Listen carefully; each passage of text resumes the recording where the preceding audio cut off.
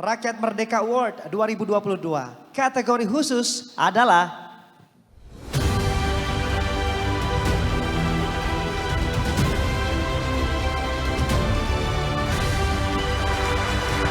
penghargaan ini diberikan kepada Profesor KH Nasaruddin Umar sebagai tokoh pemersatu dan penyejuk bangsa.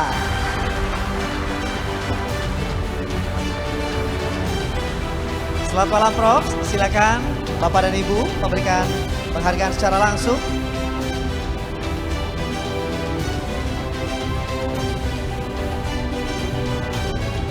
Bapak dan Ibu dipersilakan foto bersama terlebih dahulu. Yes. Bismillahirrahmanirrahim. Assalamualaikum warahmatullahi wabarakatuh. Selamat malam dan salam sejahtera untuk kita semuanya. Salam, Om Swastiastu, Namo Buddhaya, salam kebajikan. Yang saya muliakan, saya hormati Pak Menko, para Menteri, Ibu Menteri, dan para penerima award.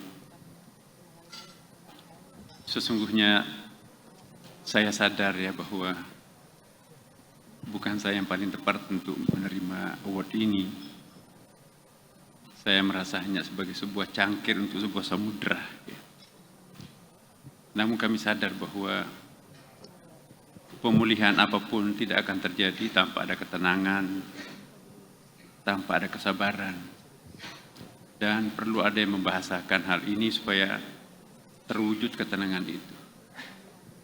Terima kasih kepada rakyat merdeka yang memberi kesempatan kepada kami untuk senantiasa menggunakan bahasa spiritual dalam rangka menciptakan suatu ketenangan di dalam rangka berkonsentrasi puncak menghadapi tantangan-tantangan yang sedang kita alami. Terima kasih. Assalamualaikum warahmatullahi wabarakatuh. Waalaikumsalam warahmatullahi wabarakatuh. Kami ucapkan terima kasih dan selamat kepada Profesor Kiai Haji Nasaruddin Umar selaku tokoh pemersatu dan penyejuk bangsa. Kata Ibnu Athaillah ya kan, ya kalau dada orang itu lapang seperti samudra, kebahagiaan itu ditentukan oleh kelapangan dada. Sebanyak apapun harta yang kita miliki, kalau dada kita sumpek itu gak pernah bahagia kita kan. Karena ini kan taulitik ya, tausiah politik. Kami juga menghimbau kepada para politisi kita ya, jangan kita saling menyedot energi satu sama lain. Ya, tapi mari kita menyedot energi kita untuk membangun bangsa dan negara. Saya ingin sekali agar komunitas rakyat merdeka ini itu memiliki personality yang seperti tadi ya. Lebih menekankan aspek perjumpaan, encountersnya, bukan lebih menekankan aspek perbedaan dan pembedaan ya kan. Nah, bangsa yang plural seperti bangsa Indonesia ini, kita perlu editor yang baik ya kan, jangan jadi provokator yang produktif gitu. Nah, saya melihat tipikal rakyat merdeka ini itu saya kalau menilai itu on the right track itu kan. Terima kasih Prof. Ada kritisnya sangat tajam, tapi juga yang terukur. Nah, yang bahaya kalau nggak terukur kan. Data-data bisa dipertanggungjawabkan. Nah, dan juga pintar rakyat merdeka ya. Kita lihat ada juga kalau kita lihat halaman belakangnya itu wah ini. Tapi begitu masuk ke taulitiknya ada yang mengistighfarkan gitu. Bolehlah silahkan api itu mengeluarkan panasnya tapi jangan membakar. Wow. Ya kan? Bolehlah matahari itu memancarkan sinarnya tetapi juga yang terukur. Disertasinya teman-teman kita ini menganggap ya bahwa rakyat merdeka itu menjadi salah satu faktor trendsetter dalam media Indonesia ini ya. Terima kasih. Bahwa media Indonesia ini pintar membaca tanda-tanda zaman ya kan, jadi pintar membaca tren sehingga terpeliharanya tausiah politik atau taulitik itu juga dianggap salah satu energi daripada rakyat merdeka itu. Dan betul juga bahwa taulitik itu menurut dia ya di depan profesornya dengan beberapa contoh-contoh yang dikemukakan, misalnya ketika maraknya isu-isu awal pada saat penetapan undang-undang hate speech itu ya, ujaran kebencian, itu kan saya nulis sampai 40 episode itu ya. Nah, ada legitimasi ayatnya, hadisnya, perbandingan negaranya, perbandingan agamanya juga ada. Itu piagam pertama yang dimiliki oleh rumah ibadah. Entah itu sinagog, entah itu gereja, entah itu masjid. Belum ada yang dapat. Istiqlal yang paling pertama yang mendapatkan greenhouse itu ya. Kita yang merintis pertama dalam sejarah Indonesia, kita peringati Harlah Kemerdekaan yang ke-77 lintas agama. Oh iya iya. Ini yang pertama dalam sejarah bangsa Indonesia. Betul. Ini membuktikan bahwa bahasa agama itu lebih efektif digunakan pada saat krisis daripada bahasa politik. Bahasa kita itu terlalu gampang untuk dipecah belah. Tapi bangsa kita ini juga terlalu kuat untuk dipecah belah selama umat beragamanya itu kompak. Amin. Nah, kalau ingin memperkuat bangsa, umat Islam Indonesia ini modal utama ini harus bersatu. Kalau umat Islam bersatu di Indonesia berarti lebih dari 80% itu bersatu. Kan.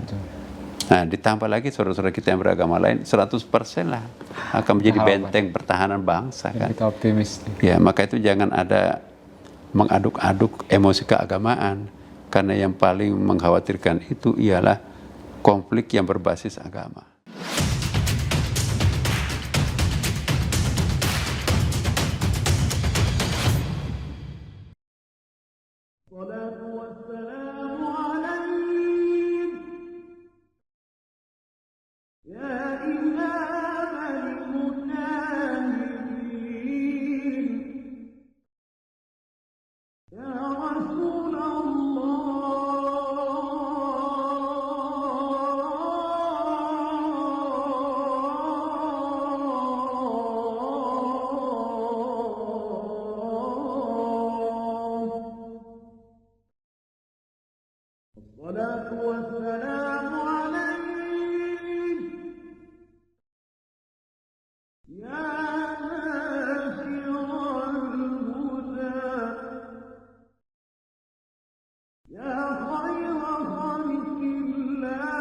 Assalamualaikum warahmatullahi wabarakatuh. Waalaikumsalam. Sobat RM, di mana saja Anda berada, saat ini saya bersama Profesor Dr. Nasruddin Umar, Imam Besar Masjid Istiqlal Jakarta. Kita sapa dulu. Assalamualaikum, Bro. Waalaikumsalam warahmatullahi Gimana kabarnya, Bro? wabarakatuh. Sehat? Senang sekali Alhamdulillah. ya berjumpa dengan Adinda, mahasiswa kita dulu. Sekarang lebih hebat daripada dosen. Terima kasih, Bro. Oke, langsung saja, Bro.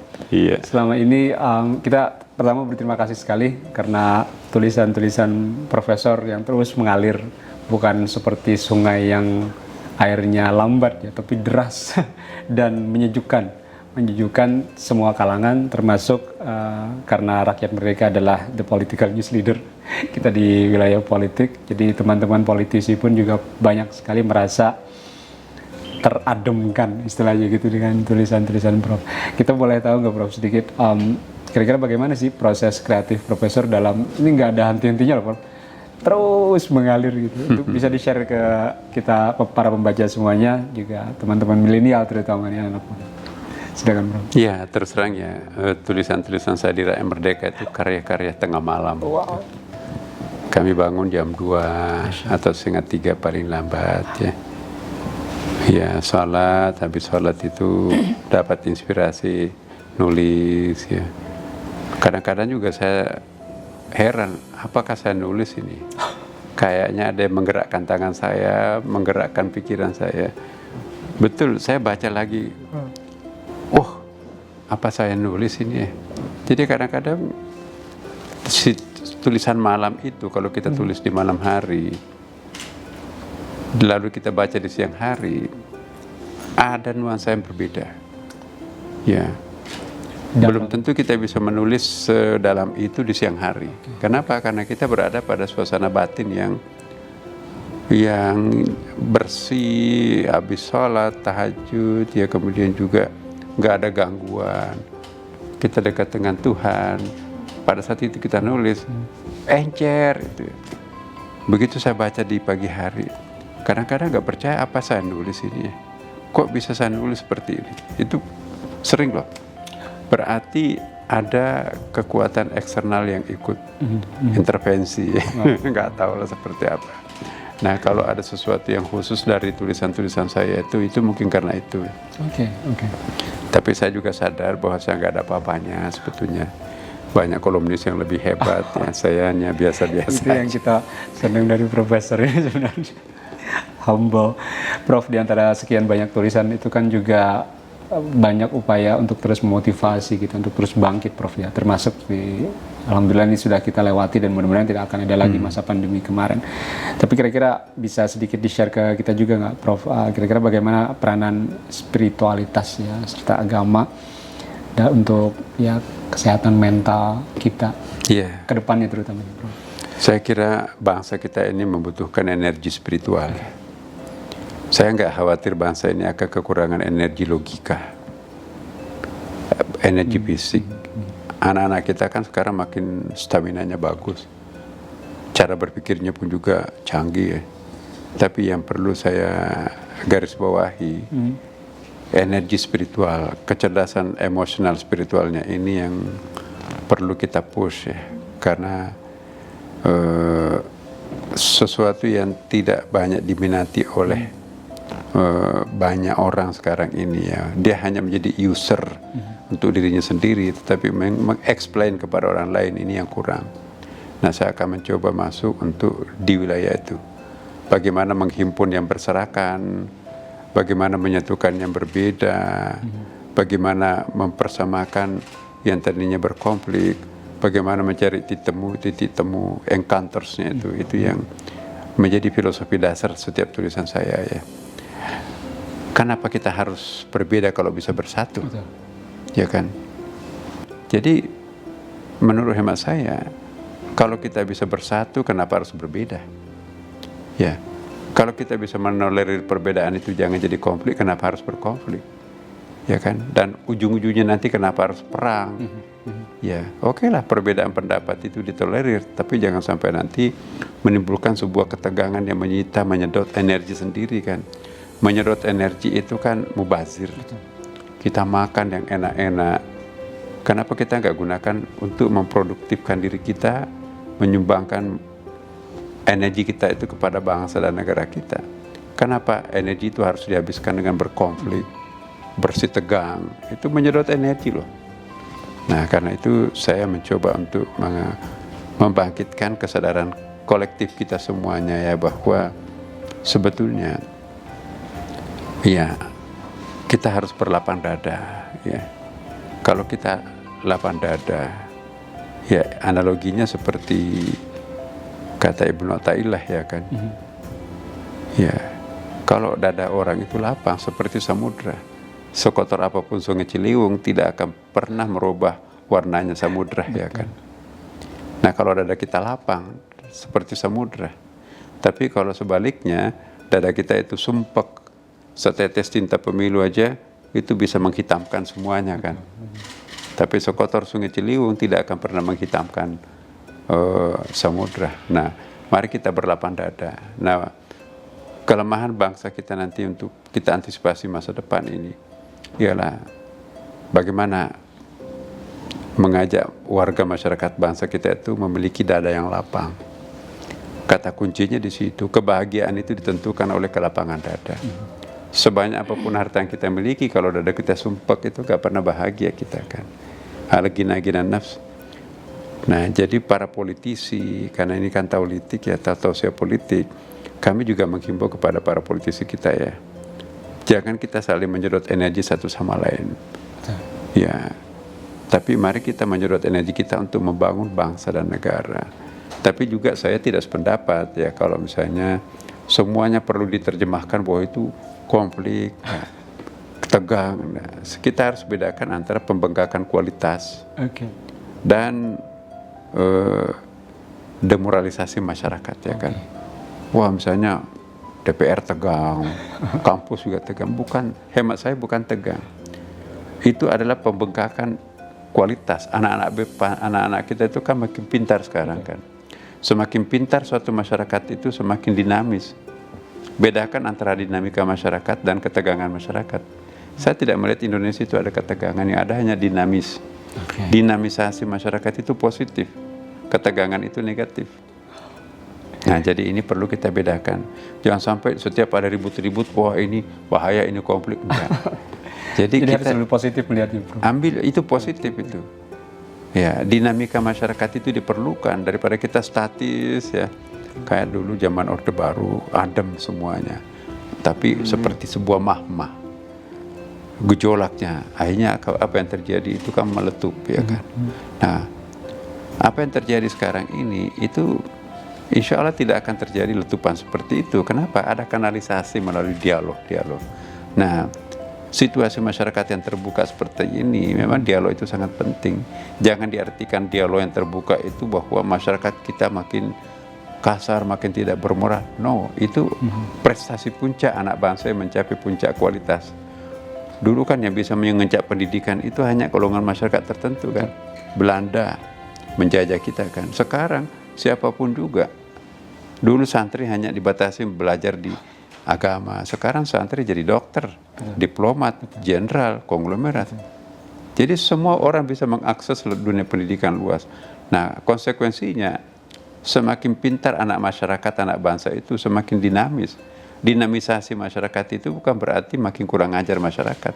Memang kita harus menerima kenyataan bahwa era sekarang ini tidak seperti era kita yang kemarin. Kalau kemarin itu diam, hormat, pegang lutut, tapi outcome-nya apa? Nah, sekarang ini kan dinamisasi masyarakat ini, tapi produktivitasnya ada kan. Nah, kita itu sebetulnya bersyukur ya. Indonesia ini berhak atau punya kemampuan untuk menyuarakan hati nuraninya sendiri.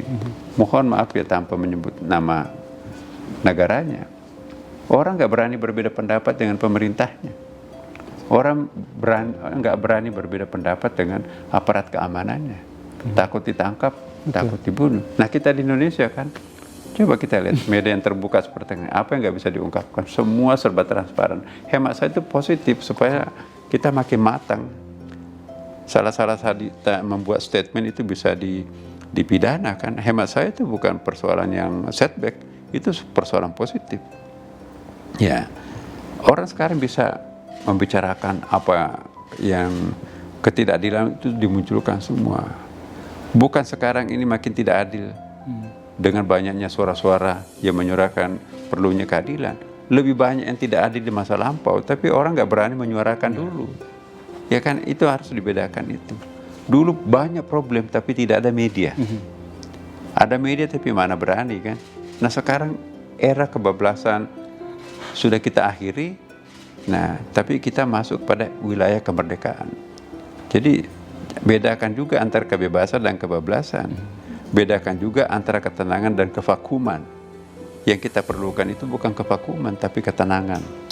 Yang kita perlukan itu kemerdekaan, bukan kebablasan. Lain kan? Nah, saya ingin sekali agar komunitas rakyat merdeka ini itu memiliki personality yang seperti tadi ya.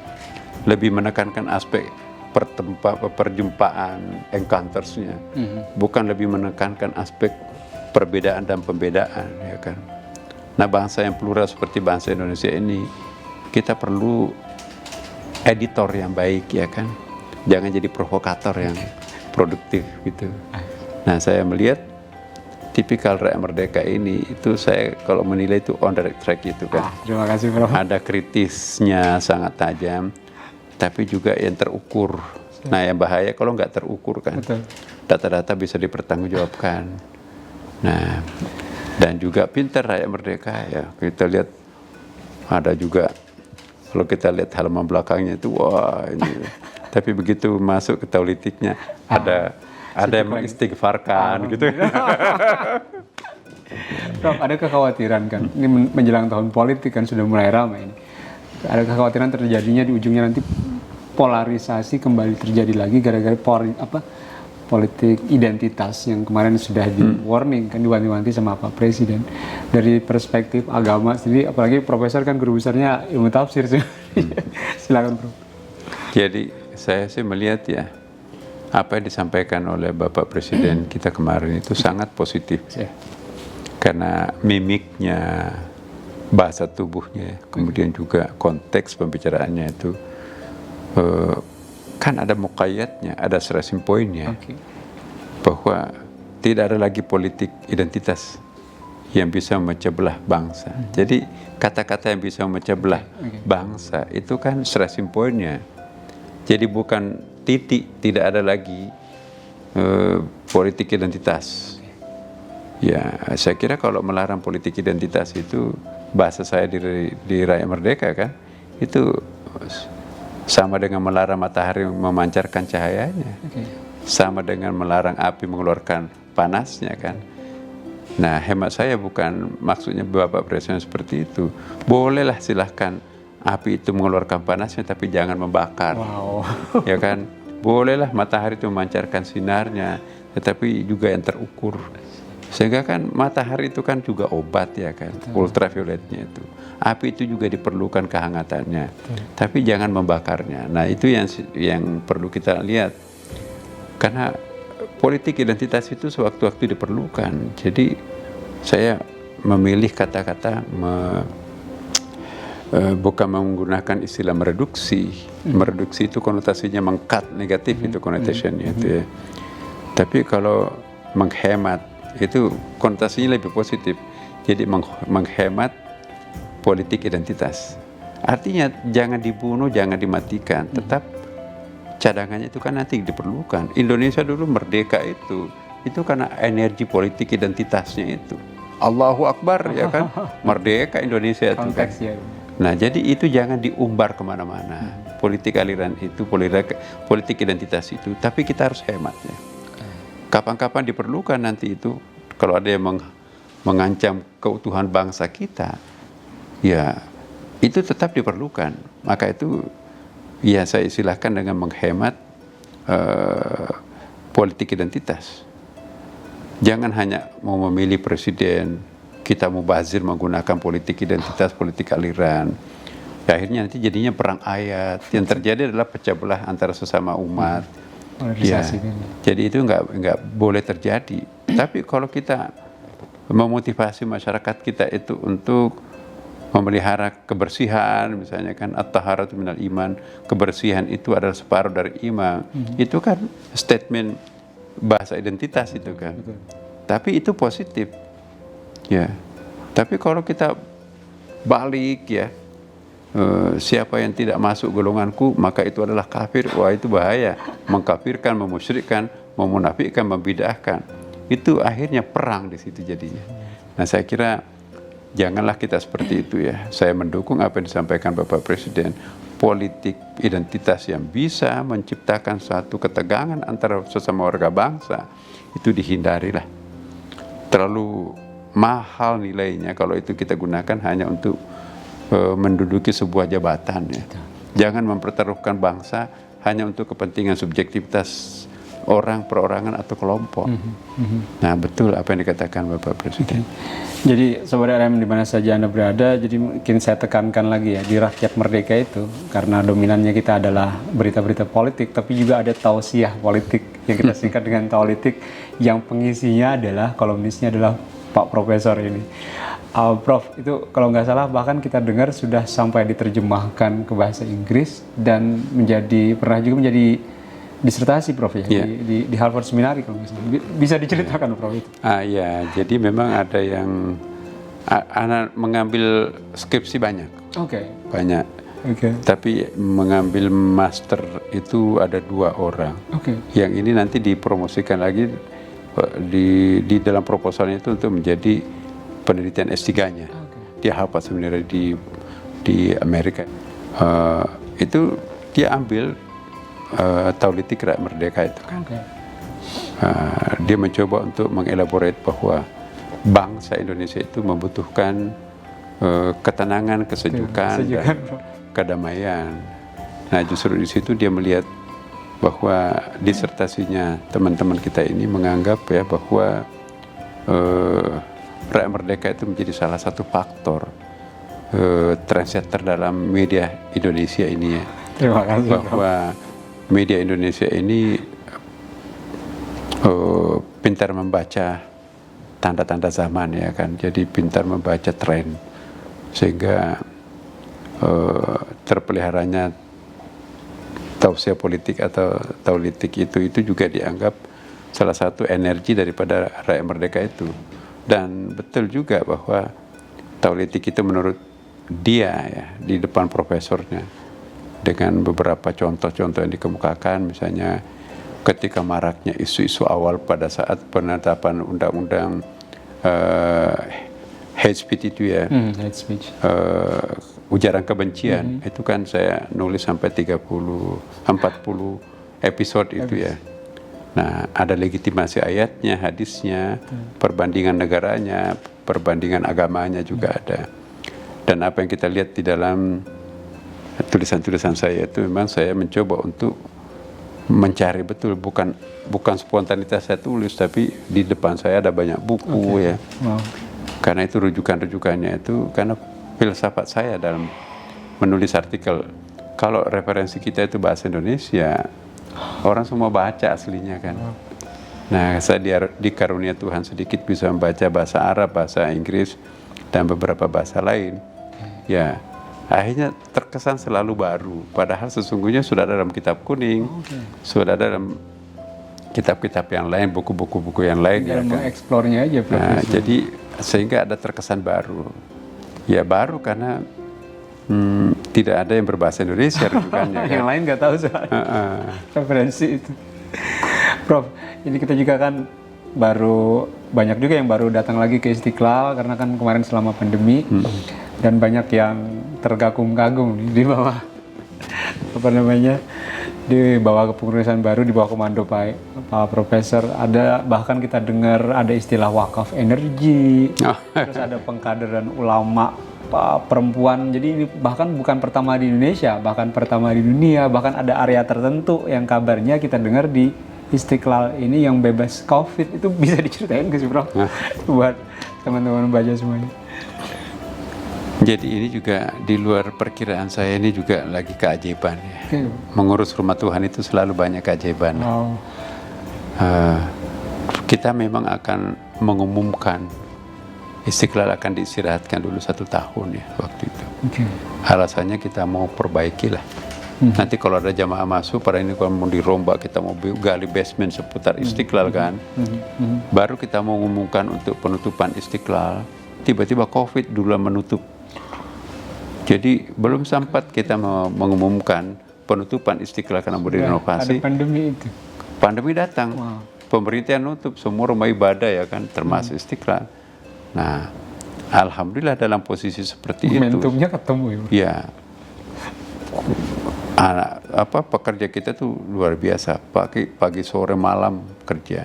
Cuma ya karena tadinya kan 1.000 tenaga kerja di sini, dipotong hanya 500 tenaga kerja. Ya konsekuensinya tadinya mestinya harus dikerja 1 tahun menjadi 2 tahun, kan hanya 500 tenaga kerja itu, karena nggak boleh terlalu banyak kan, karena social distancing tadi itu. Nah semuanya ada hikmahnya. Ternyata 2 tahun COVID ini baru selesai, persis selesai pembangunan renovasi masjid ini, COVID-nya juga pergi. Jadi lucu itu. Ajaib benar itu. Nah, begitu jamaah datang ke Istiqlal, kok kayaknya Istiqlal ini tertukar. Kemarin nggak ada begini, kok ada begini. Kemarin kan susah masuk di Istiqlal itu kan teman-teman pedagang kaki lima, kemudian parkir semrawut. Kalau terlambat sedikit susah, belum lagi di seputar Istiqlal itu nggak bisa masuk kalau hari Jumat kan. Nah sekarang nggak kelihatan mobil kan. Betul. Mobilnya itu hampir 1.000 mobil di bawah basement. Iya, sekarang ada parkir basement, teman-teman.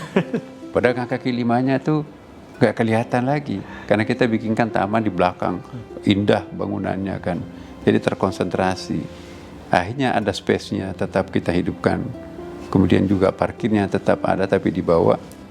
Dan yang paling penting basement tadinya ini adalah gudang lebih banyak.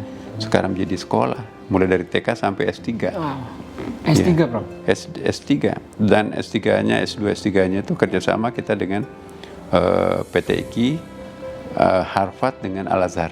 Masya Allah. Jadi 6 bulan di Al-Azhar, 6 bulan di Harvard University, dan itu semua diberi beasiswa oleh LPDP.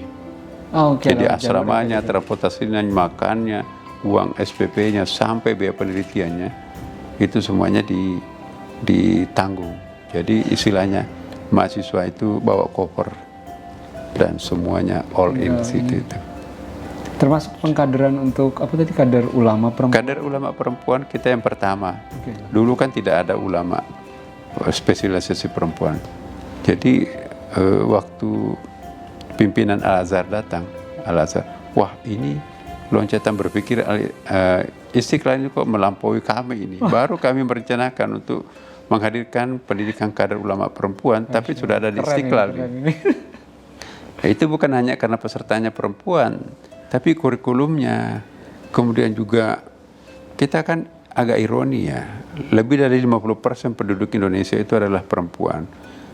Tapi kok nggak ada ulama perempuannya? Semua ulama, hampir semuanya ulamanya laki-laki kan.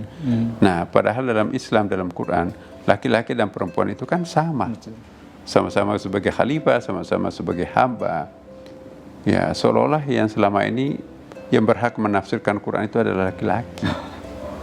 Kenapa? Karena perempuannya nggak ada yang jago tafsir. Nah, kita mencoba untuk menghadirkan ulama perempuan yang mampu menafsirkan sendiri Al-Quran, ya, yang mampu memahami kajian-kajian lebih mendalam terhadap hadis misalnya kan. Dengan demikian tidak tertutup kemungkinan nanti akan datang ketua majelis ulama itu adalah perempuan. Kan tidak ada larangan anggaran dasar, anggaran rumah tangga itu harus laki-laki kan. Ya, jadi ini satu kontribusi yang sangat penting terutama kaum perempuan, bahwa satu-satunya di dunia ini pendidikan kader ulama adanya di Istiqlal. Dan itu S2, S3. Kita mendapatkan pengakuan banyak dari luar negeri itu. Nah, tadi itu COVID ya. Iya. Ada 2 laboratorium yang pernah meneliti di Istiqlal. Aneh juga ini. Laboratorium di Iya, dari mana? dua. Jadi public space di Jakarta yang bebas COVID itu adalahnya di Istiqlal. Kenapa? Karena angin dari selatan itu, yang sebelah selatan ini kan banyak pohon-pohon tuh, sejuk, bertiup ke utara. Istiqlal nggak punya dinding, nggak punya dinding kan. Di lantai 2 itu yang ruang utama. Jadi sirkulasi udaranya lancar. Nah, atapnya di atas itu lebih tinggi. Jadi tanpa ada AC, tanpa ada kipas angin, tapi sejuk. Dan tidak terperangkap virusnya itu Iya. mungkin ya, Prof? Jadi tidak mengurung virus, Oke. langsung terbuang dari ke utara. Nah, kemudian juga kita baru mendapatkan penghargaan juga dari World Bank. Jadi EDGE itu ya tadi, itu piagam pertama yang dimiliki oleh rumah ibadah. Entah itu sinagog, entah itu gereja, entah itu masjid. Belum ada yang dapat. Istiqlal yang paling pertama yang mendapatkan greenhouse itu ya. Dari World Bank, dari Washington. Jadi kami baru datang dari Washington. Itu penghargaan dunia untuk Istiqlal. Apa apanya yang dinilai, Prof? Yang dinilai pertama adalah energi. Listrik yang kita gunakan di sini kita mampu menghemat 38%. Dari mana selebihnya? Itu kita pakai solar system, energi matahari. Dari mana solar system itu? Itu kita pakai konsep wakaf energi. Wakaf energi, masyarakat termasuk juga pemerintah ya, BUMN, silahkan berwakaf energi. Wakaf energi itu kita belikan panel tenaga surya. Menampung cahaya matahari ya, panas matahari, disimpan dalam satu baterai, digunakan di malam hari, digunakan untuk kebutuhan elektronik dan sebagainya kan. Luar biasa. Dan yang paling penting juga dinilai oleh EDGE itu ya, tidak ada satupun, tidak ada setetes air wudhu yang jatuh. Wah, ini langsung ditampung di dalam satu bak besar. Pipa kita menuju ke situ langsung di recycle. Dan kejernihannya sama dengan air minum, bisa diminum langsung. air mineral yang biasa kita minum itu. Tapi kita nggak minum karena masih ada air lain. Kita pakai bilasan. Ya, jadi itu juga penghematan air. Jadi penghematan biaya daya dan biaya air kita mampu menghemat 60% dari tahun sebelumnya kan. Padahal lebih terang, lebih banyak airnya. Nah, satu orang berwudu itu 5 liter ya. Yang dihabiskan ya. Sebenarnya. Jadi saya pernah kalkulasi 1 bulan itu kita menghabiskan 75 juta liter air di sini nih. Nah, bayangkan kalau itu semuanya kita pakai untuk segala macam ya. Nah, sekarang kita bisa menghemat. Ya, menyiram tanaman itu kita nggak pakai air pump, kita nggak sudah recycle tadi. memakai air bawah tanah, tapi air saya kan disimpan di bak itu dipakai bilasan kalau di kamar toilet itu kan, dan juga toilet yang begitu banyak di sini ini itu nggak ada yang dibuang. Ya maaf ya, kotoran manusia itu juga dijadikan kompos itu ya, kemudian diolah di pabriknya itu dipakai masak, dipakai menyalakan listrik juga. Untuk apa, energi gas itu. Wow. Ada gasnya kan. Nah, jadi di sini ada pemotongan sapi, hewan kurban, semua kotorannya itu kita masukkan ke dalam satu bak, itu menjadi sumber energi. Jadi dia bisa menyumbangkan daya juga, bisa menyalakan lampu, bisa dipakai masak, ya kan. Sampah-sampah plastik yang misalnya sampah plastik itu kita masukkan di pabrik sampah di belakang, itu punya Istiqlal, itu dipres, kemudian juga itu menjadi uang. Di bawah Istiqlal ini kita juga ada apa yang disebut dengan e-Istiqlal ya. Jadi ada semacam e-bisnis ya, yang mengantarkan. Jadi membeli sambil beramal lebih murah dan pasti halal. Masya Allah, ini inovasi luar biasa. Oke, Prof, ini mungkin terakhir nih takut ini menyita waktunya Profesor. Ini kan tema kemerdekaan, kita kan pulih lebih cepat, bangkit lebih kuat ya.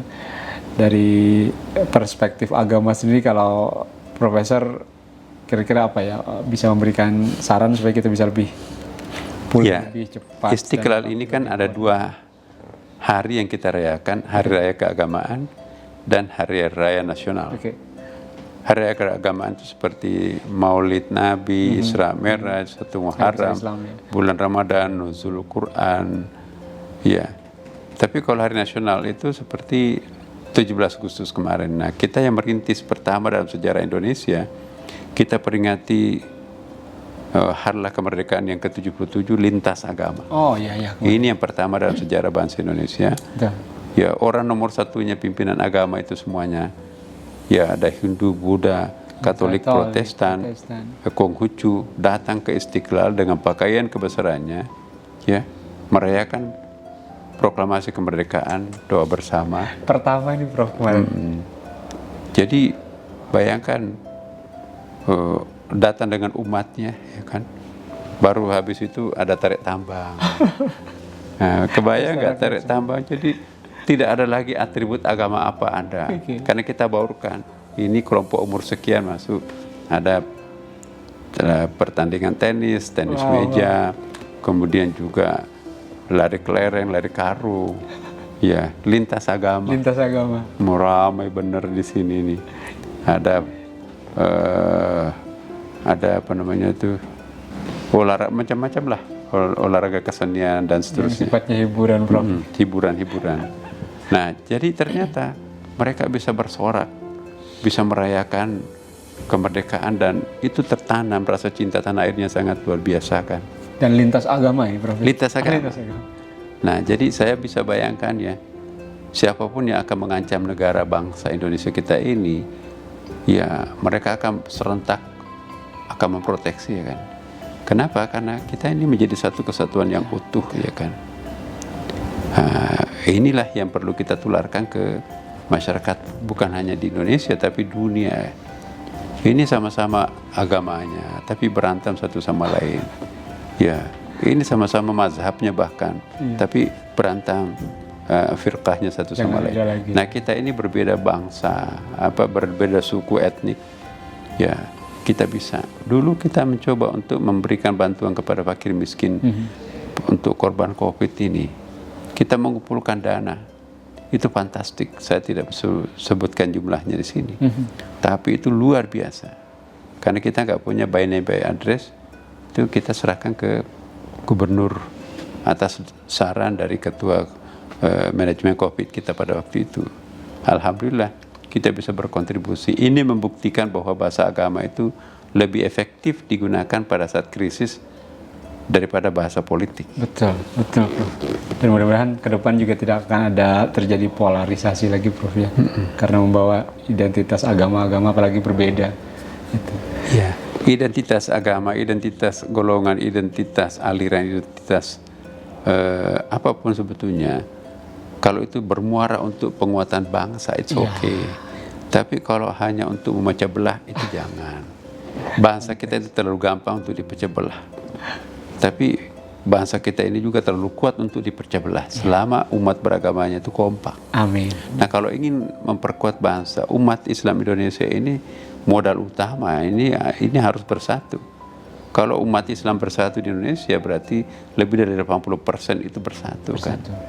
Nah, ditambah lagi saudara-saudara kita yang beragama lain 100% lah akan menjadi benteng pertahanan bangsa. Kan. Kita optimis. Ya, maka itu jangan ada mengaduk-aduk emosi keagamaan, karena yang paling mengkhawatirkan itu ialah konflik yang berbasis agama. Kenapa? Motonya itu kalau orang bahasa agama yang digunakan untuk berkonflik, ya iskariman awmut syahidan, hidup mulia atau mati syahid. Nah, kalau ada kata-kata mati syahid itu orang tidak takut mati itu. Maka itu kita jangan menggunakan agama ini sebagai kekuatan untuk saling memperkuat atau melemahkan orang lain. Hanya untuk kepentingan sesaat, misalnya kepentingan pemilu kada dan seterusnya kan. Ya, carilah alasan lain, logika lain, tapi jangan memperhadap-hadapkan warga bangsa dengan ya istilahnya Bapak Presiden dengan politik identitas tadi itu. Entah itu identitas suku, identitas etnik, identitas gender, identitas agama.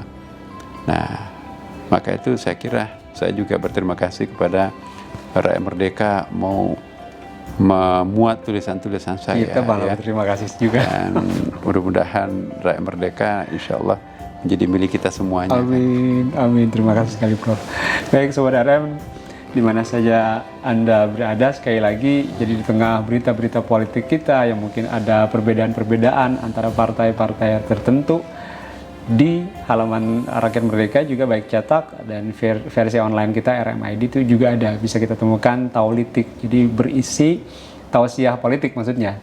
Jadi kolom dari Profesor Dr. Kiai Haji Nasruddin Umar ini yang Masya Allah menyejukkan sekali lintas agama bahkan perspektifnya. Oke, terima kasih sekali Prof, waktunya kita curi sebenarnya di tengah kesibukan beliau pada siang hari ini, dan terima kasih semuanya. Assalamualaikum warahmatullahi wabarakatuh. Oke, sama-sama. Waalaikumsalam semua.